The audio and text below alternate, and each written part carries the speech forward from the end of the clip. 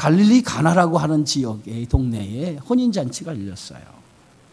유대인들의 혼인잔치는 우리와 좀 달라요. 보통 혼인 예식과 함께 일주일 동안 혼인잔치가 한동안 진행이 되죠. 이 혼인잔치가 이제 진행이 되는 과정 속에서 예수님과 제자들, 그리고 예수의 어머니도 그 혼인잔치에 초대를 받아가지고 그 혼례식에 참여를 하게 됩니다. 어찌 보면 예수님의 초대를 받았다라고 하는 것은 아마 가까운 사이이기 때문에 예수님을 초대하지 않았나 그렇게 생각이 되죠. 자, 그런데 잔치집에 갔는데 잔치집에 문제가 하나 생겼어요. 어떤 문제가 생겼냐면 오늘 성경의 말씀처럼 포도주가 떨어졌다는 거예요.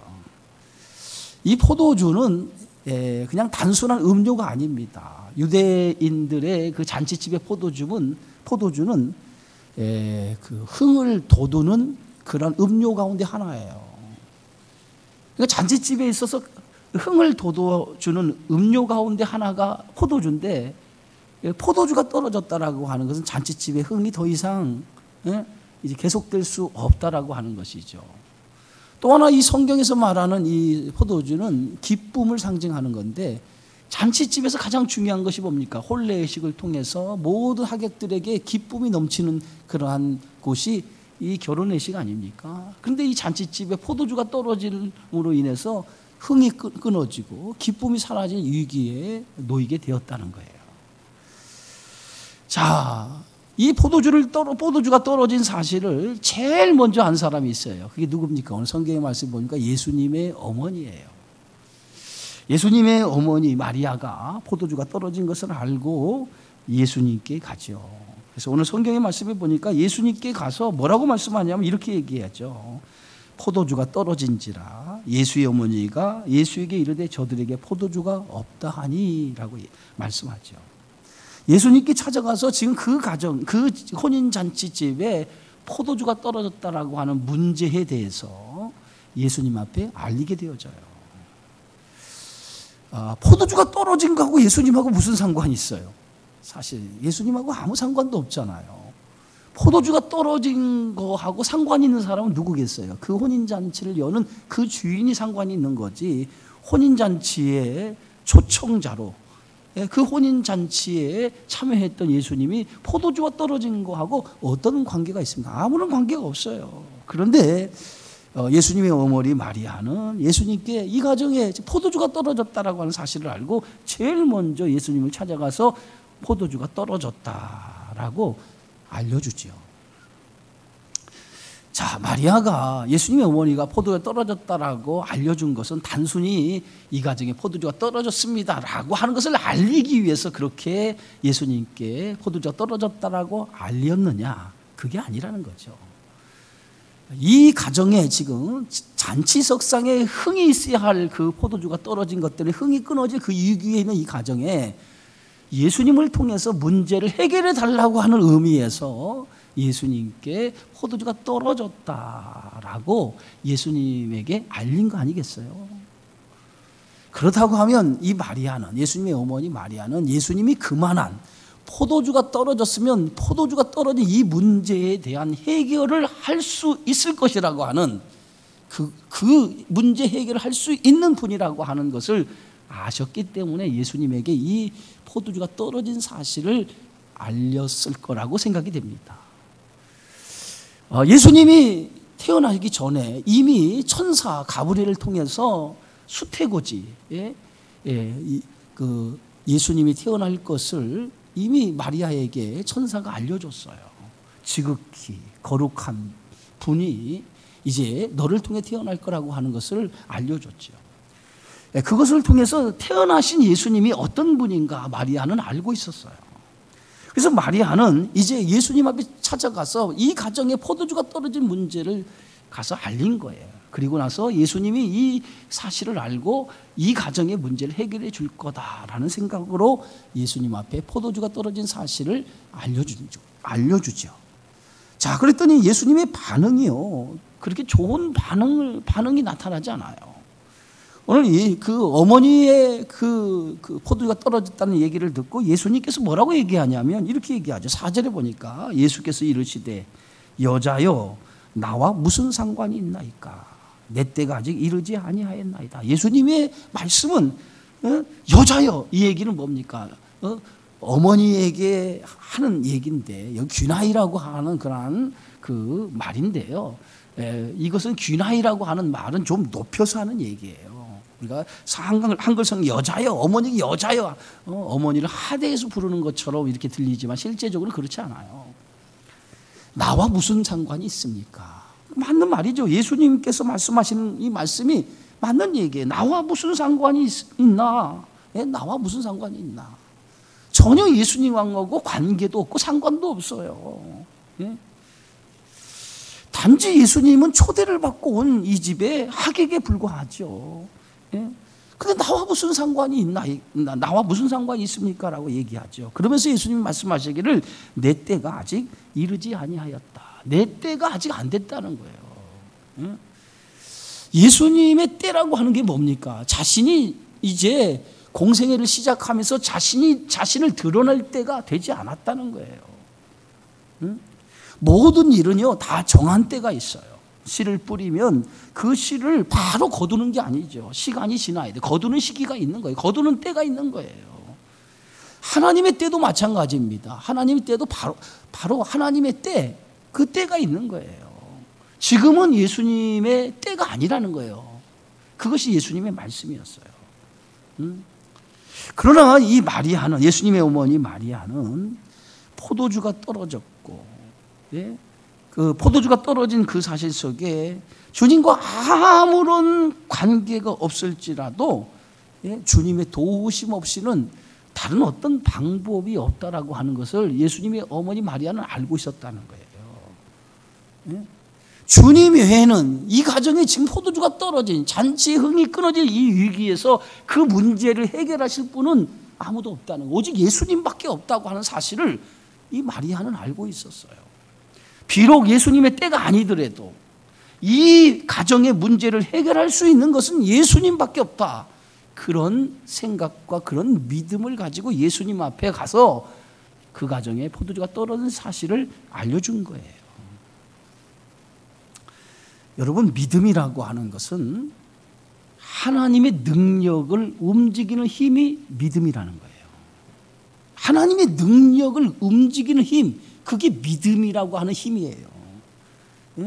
지금 마리아가 예수님께 이 가정의 포도주가 떨어졌다라고 하는 이 말은 자신이 가지고 있는 믿음으로 예수님께 부탁을 하는 거예요. 예수님은 반드시 이 가정에 이 포도주가 떨어진 이 가정의 문제를 해결해 주실 것이다 라고 하는 그 믿음, 그 확신을 갖고 예수님 앞에 문제를 알리게 되어졌다는 거죠. 마리아도 상관없는 문제고 예수님도 상관없는 문제예요. 포도주가 떨어진 이 문제에 대해서는 마리아도 상관이 없고 예수님도 상관이 없어요. 그런 아무런 상관이 없는 일이라고 할지라도 이것을 주님께 믿음으로 아뢰었을 때에 그때부터는 그 일이 주님의 일이 되어진다는 거예요. 여기 포도주가 떨어진 문제, 이 문제는 주님과 상관없는 일이지만은 이 문제를 누구에게 끌고 왔습니까? 지금 예수님의 어머니 마리아는 이 문제를 예수님께 끌고 온 거예요. 예수님께 끌고 와서 주님 앞에 이 가정에 포도주가 떨어졌습니다라고 얘기한 거예요. 자, 문제를 가지고 와서 그 문제를 예수님 앞에 맡긴 거예요. 그러면 이제부터 그 문제는 누구의 문제가 되겠습니까? 이제부터는 그 문제가 아무런 상관이 없는 예수님이지만은 문제를 끌고 와서 예수님 앞에 아뢰는 순간부터 그 문제는 주님의 문제가 되는 것이라는 거죠. 내 문제를 주님 앞에 맡기는 순간에 그 순간부터는 더 이상 내 문제가 아니라 주님의 문제가 되는 것이라는 거예요.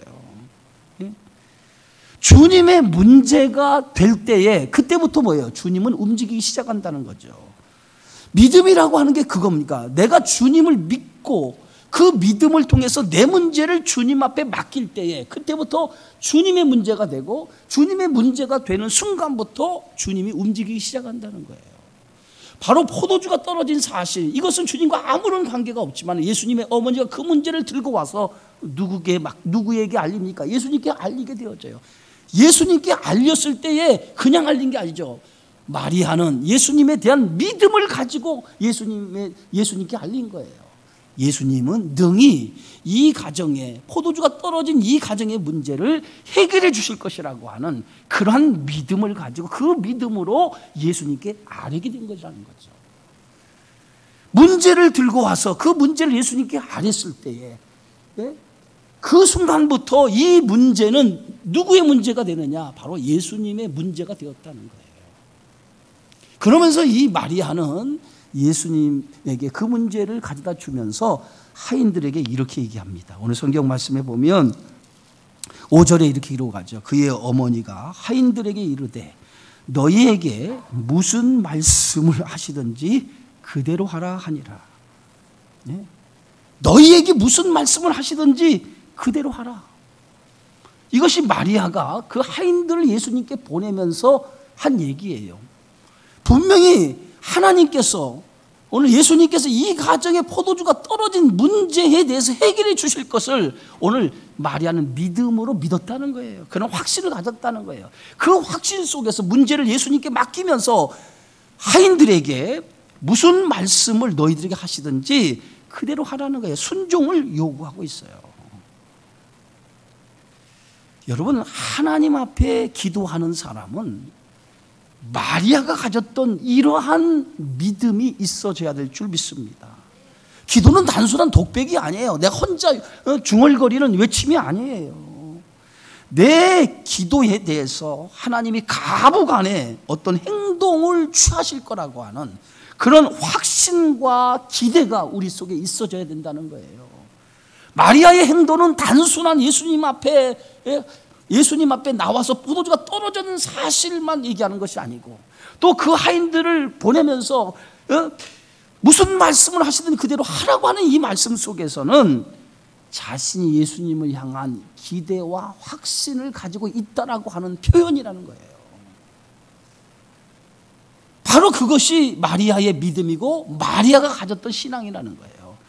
내 문제를 주님 앞에 맡겼을 때 주님은 이 문제를 해결할 거라고 하는 그런 기대감이 있었고 그런 확신이 있었다는 거예요. 바로 이 가정의 문제 역시도 주님 앞에 맡기면 주님이 이 가정의 문제를 해결해 주실 거라고 하는 확신이 마리아에게 있었다는 거예요. 그런 확신이 있었기 때문에 그 하인들을 보내면서 무슨 말씀을 하시든지 그대로 하라.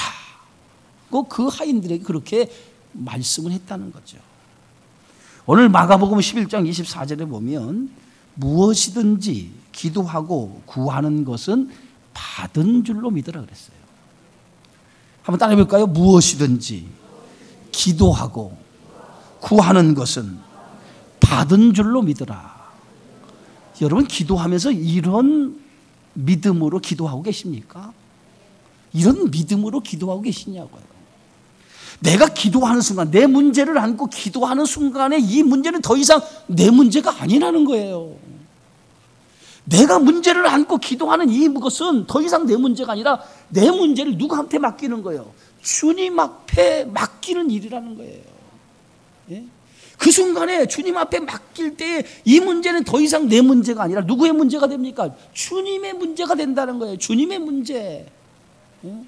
기도라는 것은 바로 그런 거라는 거예요. 내 문제를 안고 기도하다가 그 문제를 주님 앞에 아랬을 때에 그 순간부터 주님의 문제가 되고 주님의 문제가 되는 순간에 주님은 그 문제의 해답을 우리에게 허락해 주신다는 거예요.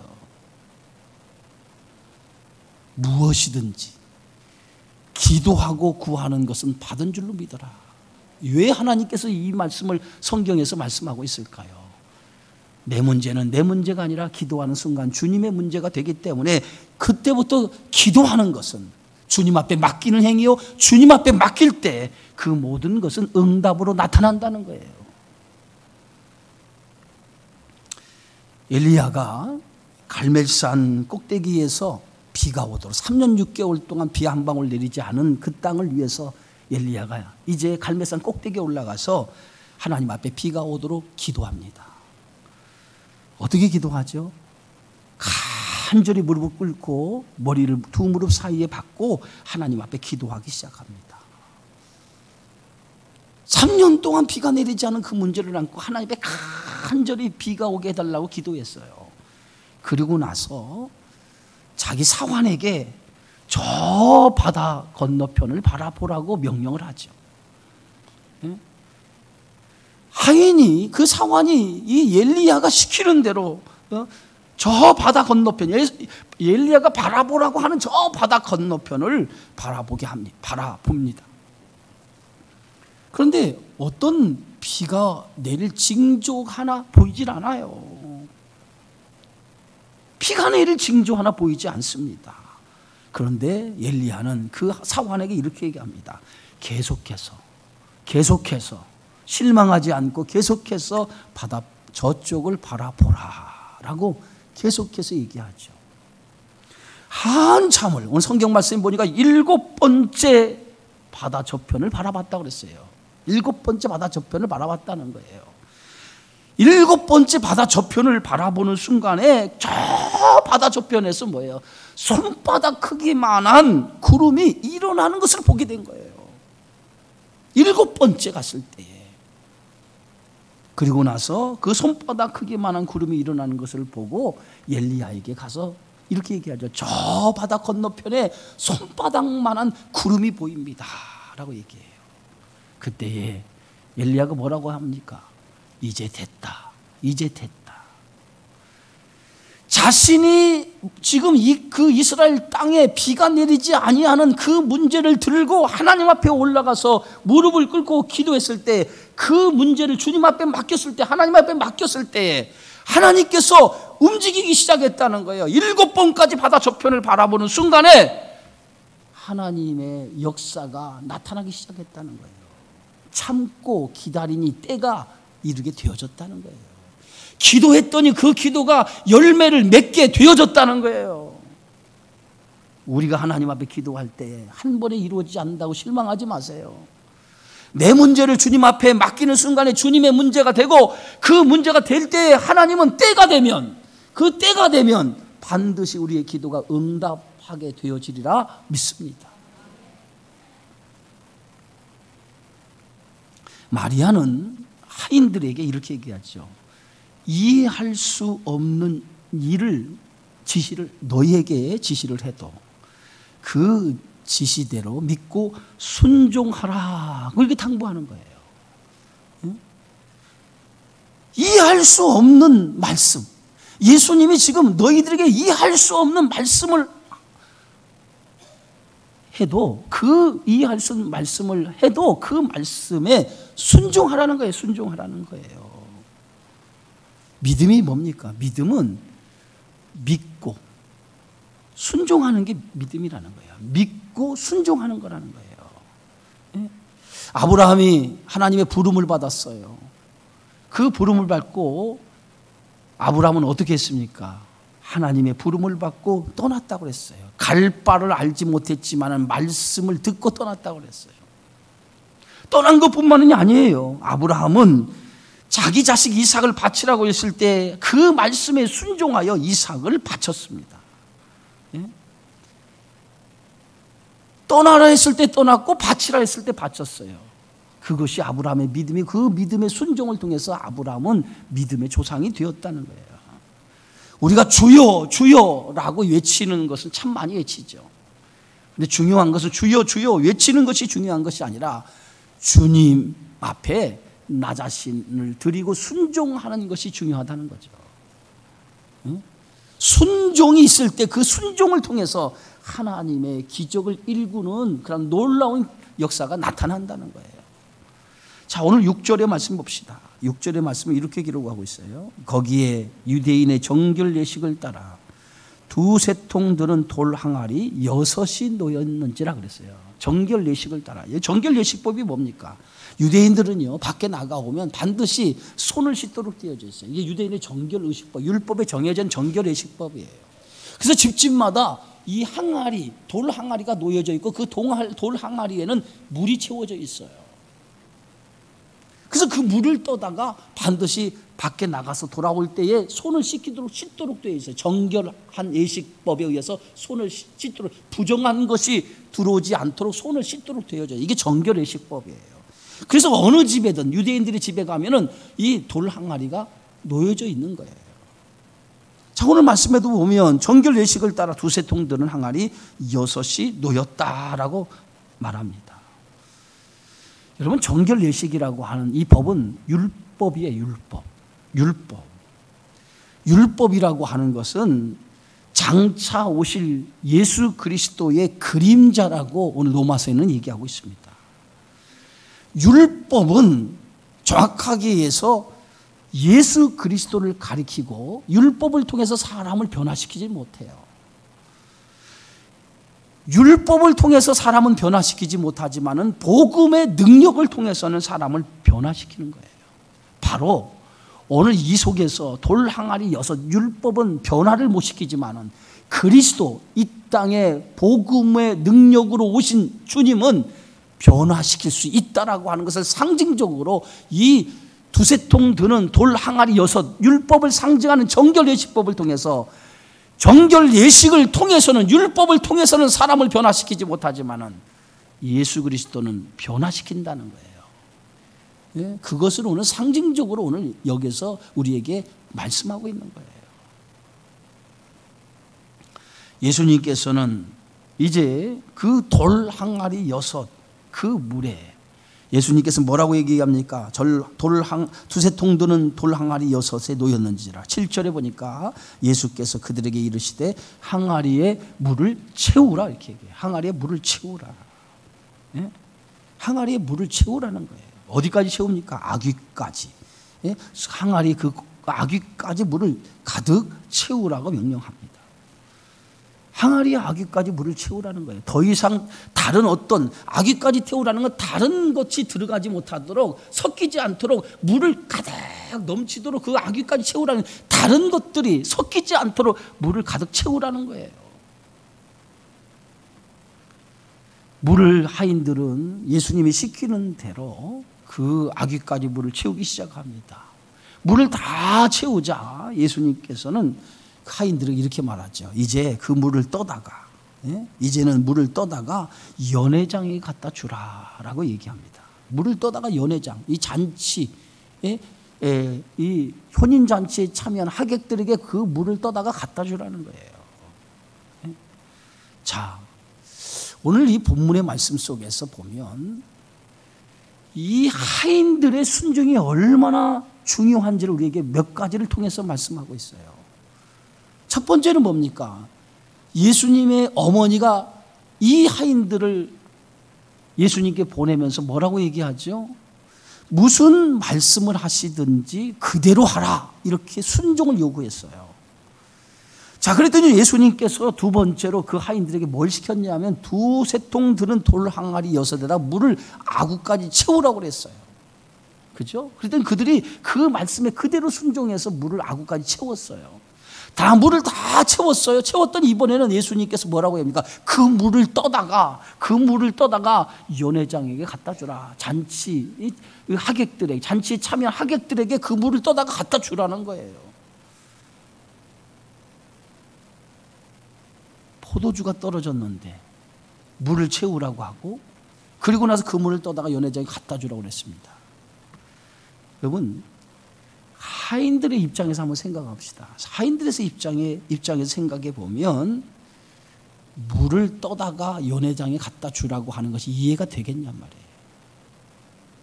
말이 되겠냔 말이에요. 말이 안 되죠. 그런데 오늘 본문의 말씀 속에서 이 하인들은 아무런 자기 주장이나 자기 생각을 나타내지 않고 오늘 마리아가 시킨 대로 또 예수님이 시킨 그대로 그들은 순종합니다. 그대로 순종을 해요.